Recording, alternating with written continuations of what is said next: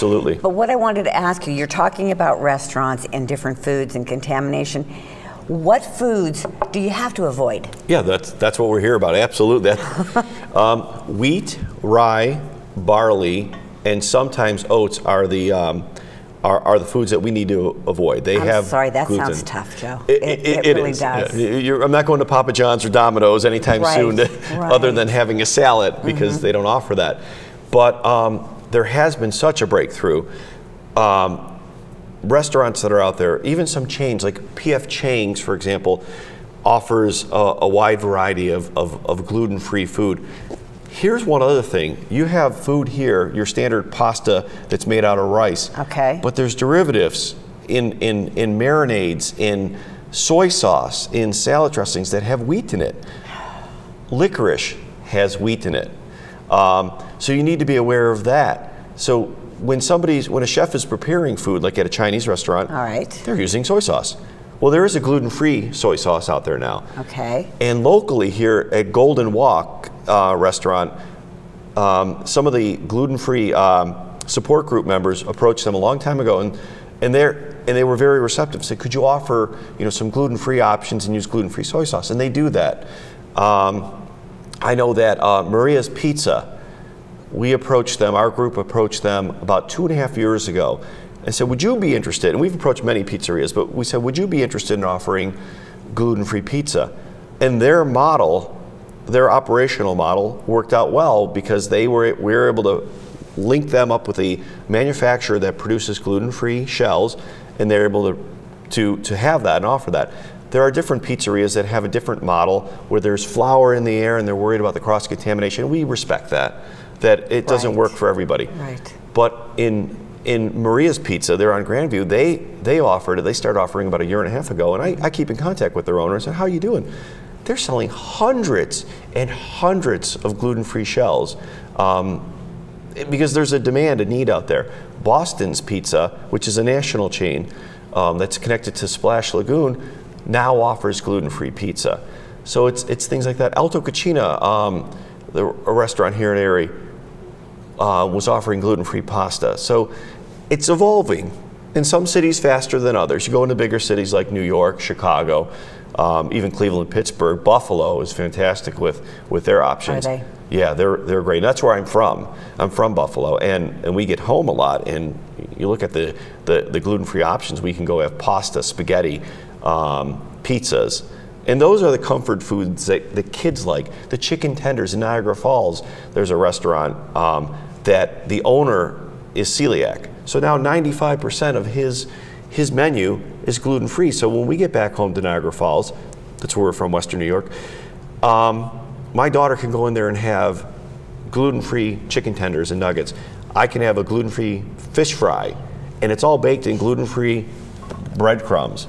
So that's one of the great things about the last couple of years, is that the diet and the awareness is out there because of our local groups around the country that have really pushed manufacturers and restaurants and said, we really need this. We're only 1% of the population, but it's growing because we're only 1% of the population, but 1 out of 133 people in the US are celiac. So and a lot of them, 90% of them, or 75, 80, 90% of them are not even diagnosed yet. So as it all ties in, as the physicians start to become more educated with the diagnosis, they diagnose more people, more people are celiac, they buy gluten-free product. It's kind of a domino effect, chain reaction. If you'd like, I could talk about some of these products here. Yes, because I'm looking at these foods and I'm thinking, okay, I'm going to go grocery shopping. Do I have to go to do I have to order this online? Do I have to go to a special store? Am I going to be finding this in my grocery store, in a local grocery store? Very good questions. And your question, if I told you right now, Judy, you're diagnosed with celiac disease, that's the first thing that hit me 8 years ago. What do we do? Right. What do I do? And that's the beauty, excuse me, that's the beauty of our support group, is that we are there to help. As we know that we're helping newly diagnosed celiacs. And these products, they're not mainstream. Char, Knick. We have Tiki Yada lasagna, which is fantastic. Char has their pasta. We have gluten-free ice cream cones, all sorts of stuff that we have, and there's gluten-free cookies. But the great thing about this is these companies were pioneers, but it's becoming more mainstream with Chex and other mainstream. And this, of course, is a name our viewers are all going to recognize, the Chex cereals. All they did was they changed one little ingredient, and it made it gluten-free. Obviously, the wheat Chex are not gluten-free, but wow, okay, all right. But the rice Chex, the honey Chex, they're all gluten-free. The corn Chex are gluten-free. So it's been fantastic to have a mainstream company do that. Okay, and a family who has one person who's diagnosed with celiac disease, if they get on a gluten-free diet, it's a very healthy diet too, isn't it? It could be. That's somewhat, I guess, the misnomer is that you see here the celebrities now that are out there that are going gluten-free. Not that they have to, but because I know that my little pouch here has grown a little bit since I've been on a gluten-free diet, because you're back to eating some of the good foods that you haven't had. All right, there you go. They've expanded it. But it can be healthy, but at the same time, though, talk to your physician, because you need to get the proper amount of grains, multi-grain, in your diet. And this is rice flour, and that's corn flour, and you may or may not be getting that. I do eat a multi-grain bread that's gluten-free, and there are some that are not gluten-free. So it's important to talk to your physician and educate yourself. Okay, and like you said, Joe, it is becoming easier when you're out grocery shopping. Once you're diagnosed, you don't have to deny yourself so many foods. Absolutely. So many foods. All right, say I'm newly diagnosed. When I go out to purchase some food, because of course now I'm going to be looking for something special. Right. Will a nutrition label guide me? What should I be looking for on a nutrition label to avoid, or what to look for? Yeah, that's interesting. When you're newly diagnosed, you can talk to your doctor about setting up a meeting with a nutritionist and a dietitian. I think that's vital. Also, run parallel and meet with our group. Go to glutenfreeariepa.com. There's a phone number on there. We're all volunteers. We're a nonprofit organization. We're all volunteers. And we're here to help you, because that's important, because label reading is so crucial. And it's just, in Congress recently, they've had some of the label changes to help. And the thing is, it's still challenging, because something could read wheat-free, all right, but it doesn't necessarily mean it's gluten-free. Okay. And that's the tricky part about it, because we go back to the derivatives. Things like malt, that has wheat in it, starches. When you have something as generic as natural ingredients, well, what does that mean? And even some of the products, like sausages or hot dogs with the casings, does that have wheat in the casings? Is there gluten in the casings? It's all that tricky stuff. You really need to be on top of each product.